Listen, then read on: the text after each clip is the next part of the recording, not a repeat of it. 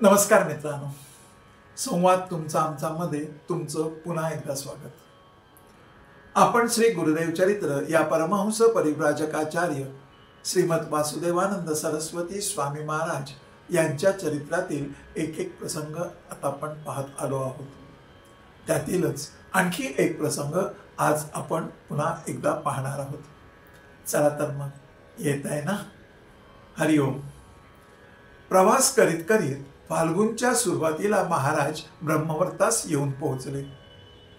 तेथे येण्याची ही महाराजांची चौथी खेप होती. यावेळी येथे मुक्काम जरा जास्तीच होईल असं वाटलं होतं, पण 20-25 दिवसच येथे मुक्काम झाला.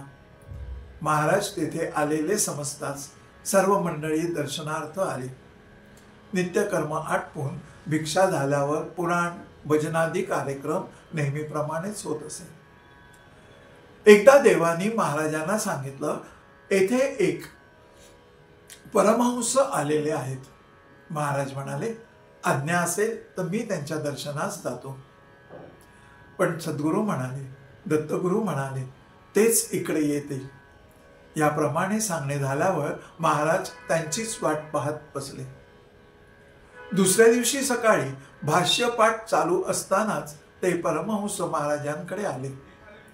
त्याबरोबर त्यांना मोठ्या मानाने महाराजांनी आसनावर बसविलं. ते दिगंबर असून स्थूल शरीरात अभिमान कधीही त्यांना नव्हता. गंगेच्या वाळवंटात ते नेहमी पडून राहत असत. तहान, भूक, थंडी, वारा कोणत्याही द्वंद्वाकडे त्यांचं लक्ष जात नव्हतं. निरंतर ध्यानमग्न ते राहायचे, अशी त्यांची स्थिती होती. महाराजांकडे ते एकटक काही काळ बघत राहिले. ते परमहंस आसनावर बसून होते. थोड्या वेळाने काही भाषण न करता ते गंगा तीरावर परत निघून गेले. यांच्याविषयी एकदा महाराजांचे उद्गार असे निघाले होते कधीतरी, की असे परमहंस अजून तरी कधी दुसरे कोणी कुठल्याही ठिकाणी माझ्या पाहण्यात आले नाहीत.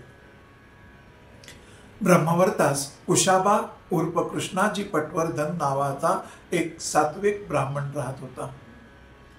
त्यांचा एक हात व्रणाने सडत चालला होता. कोणत्याही औषधाने त्याला गुण येत नव्हता. महाराज एके दिवशी त्याच्या घरी भिक्षेस गेले. महाराजांना पाहून तो ब्राह्मण बसा बसा रडू लागला. तेव्हा त्याचे सांत्वन करून महाराज म्हणाले, तुमचे शरीर लवकरच पडेल, यापुढे दत्तस्मरण करीत राहा. हे महाराजांचे सांगणे ऐकून त्याने नामस्मरण करण्यास सुरुवात केली. त्याच रात्री कुशाबाला दृष्टांत झाला की पूर्वजन्मी गोविंद भटजींना तुम्ही त्यांचे 35 रुपये देणे आहेत, त्यामुळे हा रोग तुम्हाला झालेला आहे. पैसे देऊन टाकल्यावर शरीर आपसुकच पडून जाईल. हे स्वप्न पाहून दुसऱ्या दिवशी कुशिबाने गोविंद भटजींच्या मुलांना बोलावून घेतले व पूर्वजन्मी तुझ्या वडिलांना 35 रुपये मी देणे आहे, ते घे असे सांगून ते पैसे कुशाबाने त्या मुलाला दिले.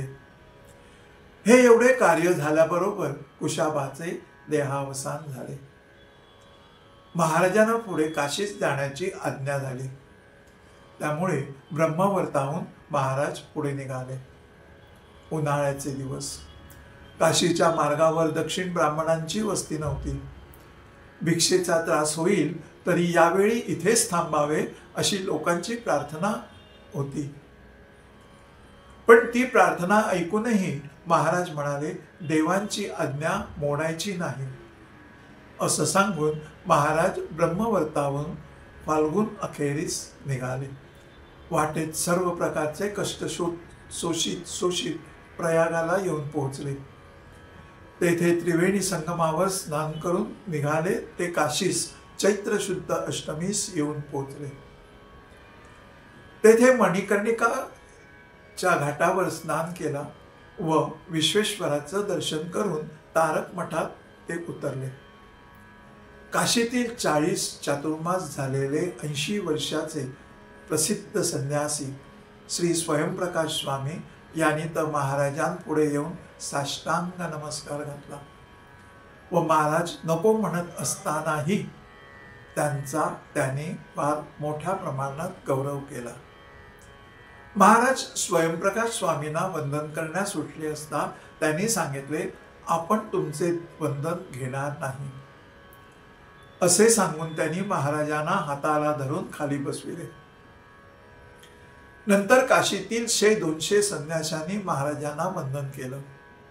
त्यानंतर शास्त्री, पंडित, विद्यार्थी व इतर मंडळींनी नमस्कार केले. तेथे महाराजांचा मोठा सत्कारही झाला. महाराजांचा मुक्काम या मोठ्या क्षेत्रात बरेच दिवस होईल अशी सर्व लोकांची अपेक्षा होती. पण त्रिरात्र मुक्काम करून पंचक्रोशीची यात्रा करण्याबद्दल देवांची आज्ञा झाली, म्हणून ते पंचक्रोशीत यात्रेकरता निघाले. अनेक जण अनेक दैवताची उपासना करत असताना दिसतात. ती दैवत ही त्यांच्या शक्तीनुसार आपल्या भक्तांना शक्तियुक्त प्रसाद रूपाने आशीर्वाद देत असते.